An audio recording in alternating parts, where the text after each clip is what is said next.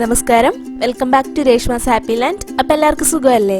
ഇന്നത്തെ വീഡിയോ എന്ന് പറയുന്നത് ഒരു ഇഫ്താർ സ്പെഷ്യൽ സ്നാക്ക് ആണ് കേട്ടോ. അപ്പോൾ ഈ ഒരു സമയത്ത് എല്ലാവരും നോമ്പുകാല തിരക്കിലൊക്കെ അല്ലേ, ഈ സമയത്ത് നമുക്ക് വീട്ടിൽ പെട്ടെന്ന് ചെയ്തെടുക്കാൻ പറ്റിയൊരു സ്നാക്കാണ് ഞാൻ കാണിക്കാൻ പോകുന്നത് കേട്ടോ. അപ്പോൾ ഇതിനായിട്ട് നമുക്ക് മാവ് കുഴയ്ക്കുകയോ പരത്തുകയോ ഒന്നും ചെയ്യണ്ട, ഈസി ആയിട്ട് പെട്ടെന്ന് നമുക്ക് ചെയ്തെടുക്കാൻ പറ്റിയൊരു ചിക്കൻ ചീസ് ബോളാണ് ഇന്നത്തെ റെസിപ്പി. അപ്പോൾ നമുക്ക് വീഡിയോ നോക്കിയാലോ.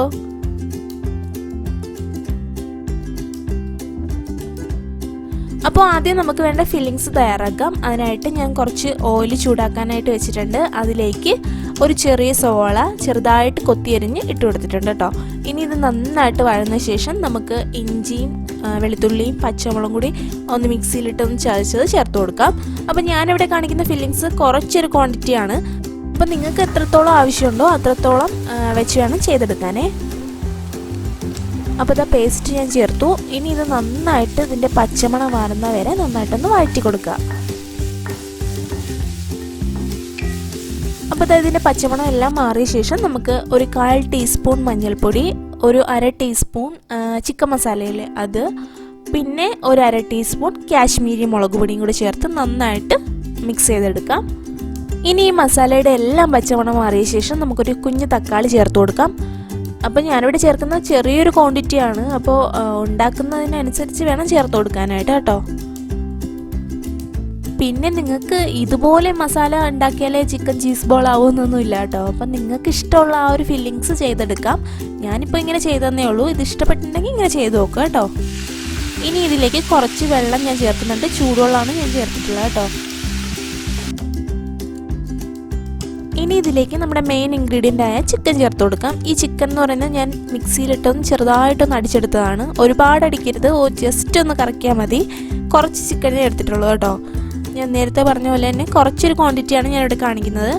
അപ്പോൾ നിങ്ങൾക്ക് കീമ കിട്ടുമെന്നുണ്ടെങ്കിൽ അതെടുത്താലും മതി. ഞാനിവിടെ ചെറുതായിട്ട് കുറച്ച് ചിക്കൻ എടുത്തൊന്ന് മിക്സിയിലിട്ട് ജസ്റ്റ് ഒന്ന് അടിച്ചെടുത്തതേ ഉള്ളൂ കേട്ടോ. ഇനി അതിലേക്ക് 1 ടീസ്പൂൺ ഉപ്പും ചേർത്ത് കുറച്ച് ചൂടുവെള്ളം കൂടെ ചേർത്തൊന്ന് ഒരു 15 മിനിറ്റ് നമുക്കൊരു ലോ ഫ്ലെയിമിലിട്ട് വേവിച്ചെടുക്കാം. ഇത് പെട്ടെന്ന് തന്നെ നമുക്ക് വെന്ത് കിട്ടുകയും ചെയ്യും കേട്ടോ. അപ്പോൾ ഇതാ 15 മിനിറ്റ് കഴിഞ്ഞു. ഇനി നമുക്ക് തുറന്നു നോക്കാം. കണ്ടോ, ഇതിൽ നിന്നും കുറേശ്ശെ വെള്ളം ഇറങ്ങിയിട്ടുണ്ട്. അപ്പോൾ ഈ വെള്ളം എല്ലാം നമുക്ക് വറ്റിച്ചെടുക്കണം. ഡ്രൈ ആയിട്ട് വേണം നമ്മുടെ മസാല കിട്ടാനായിട്ട് കേട്ടോ. അപ്പോൾ ഇതാ ചിക്കൻ ഏകദേശം വെന്ത് വന്നിട്ടുണ്ട്. ഇനി ഇതിലേക്ക് ഞാൻ 1 ടീസ്പൂൺ കുരുമുളക് പൊടി ചേർക്കുന്നുണ്ട്. ഇനി ഈ വെള്ളം ഒന്ന് കിടന്നൊന്ന് നന്നായിട്ടൊന്ന് വറ്റട്ടെ, അതുവരെ ഒന്ന് വെയിറ്റ് ചെയ്യണം. ഇനി ഒരു 30 സെക്കൻഡ് കൂടെ നമുക്കൊന്ന് അടച്ചു വെച്ച് വേവിക്കാം. അപ്പോൾ ഇതിൻ്റെ വെള്ളം എല്ലാം ഒന്ന് വറ്റി കിട്ടണം. അപ്പോൾ ഇതാ വെള്ളം എല്ലാം വറ്റിയിട്ടുണ്ട്. ഇനി നന്നായിട്ടൊന്ന് മിക്സ് ചെയ്തിട്ട് നമുക്കിതിലേക്ക് ഒരു പൊട്ടറ്റോ, ചെറിയൊരു പൊട്ടറ്റോ ആണ് ഞാൻ വേവിച്ച് ചേർത്ത് കൊടുക്കുന്നത് കേട്ടോ. അതിട്ട് നന്നായിട്ടൊന്ന് മിക്സ് ചെയ്തെടുക്കാം. അപ്പോൾ ഞാൻ നേരത്തെ പറഞ്ഞ പോലെ തന്നെ നിങ്ങൾക്ക് ഈ ഫില്ലിങ്സ് നിങ്ങളുടെ ഇഷ്ടത്തിനനുസരിച്ച് ചെയ്തെടുക്കാവുന്നേ ഉള്ളൂ. ചിക്കൻ വേണമെങ്കിൽ ചിക്കൻ, മട്ടൻ, ബീഫ് ഏത് വേണമെന്നുണ്ടെങ്കിലും അതുപോലെ ചെയ്തെടുക്കാവുന്നേ ഉള്ളൂ കേട്ടോ. ഇതുപോലെ ചെയ്താലേ ചീസ് ബോൾ ആവുമെന്നൊന്നുമില്ല കേട്ടോ. അപ്പോൾ നിങ്ങളുടെ ഇഷ്ടത്തിനനുസരിച്ച് ചെയ്തെടുക്കുക. ഇനി ഇതിലേക്ക് ഞാൻ കുറച്ച് മല്ലിയിലയും കൂടെ ഇട്ടെടുക്കുന്നുണ്ട്.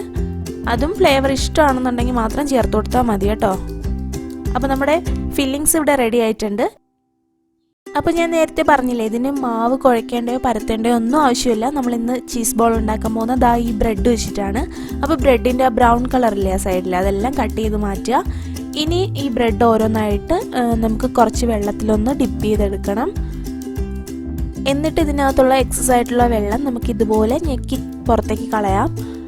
എന്നിട്ട് അതൊരു റൗണ്ട് ഷേപ്പിൽ ഒന്ന് ജസ്റ്റ് ഒന്ന് പരന്ന ഒരു ഷേപ്പിലാക്കി എടുക്കണം. കൈവച്ച് ഇതുപോലെ ചെയ്തെടുത്താൽ മതി കേട്ടോ.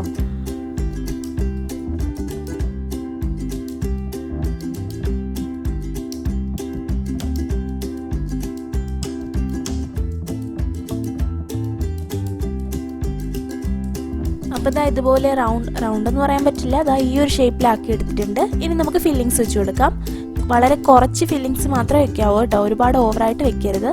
ഇനി ഇതിൻ്റെ കൂട്ടത്തിൽ ഞാൻ ഇവിടെ ചേർക്കുന്ന ചീസാണ്, നമ്മളെ മൊസില്ല ചീസില്ലേ, അതാണ് ചേർത്ത് കൊടുക്കുന്നത് കേട്ടോ. അതും വെച്ച ശേഷം ഇതുപോലെ ഒരു ബോളാക്കി എടുക്കണം.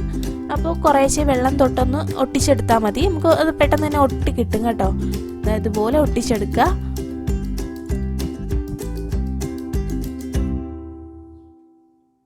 അപ്പോൾ ഇതുപോലെ തന്നെ എല്ലാ ബോൾസും ഞാൻ ഇവിടെ ഉണ്ടാക്കി വെച്ചിട്ടുണ്ട്. ഇനി ഇത് നമുക്ക് ചെയ്യേണ്ടതെന്ന് വെച്ചാൽ നമ്മുടെ ബ്രെഡ് ക്രംസ് ഇല്ലേ, അതിലൊന്ന് ജസ്റ്റ് ഒന്ന് ഉരുട്ടിയെടുക്കുക. മുട്ടയിലൊന്നും മുക്കേണ്ട ആവശ്യമേ ഇല്ല. ആ ബ്രെഡ് ക്രംസിലൊന്ന് ഇട്ട് ഉരുട്ടിയൊന്ന് എടുക്കുക. അതിനുശേഷം നമുക്ക് നേരെ എണ്ണയിലോട്ടിട്ട് ഫ്രൈ ചെയ്തെടുക്കാം. എണ്ണ നന്നായിട്ട് ചൂടായ ശേഷം മാത്രം ഇതിടുക. ലോ ഫ്ലെയിമിലിട്ടിട്ട് വേണം ചെയ്യാനായിട്ട് കേട്ടോ.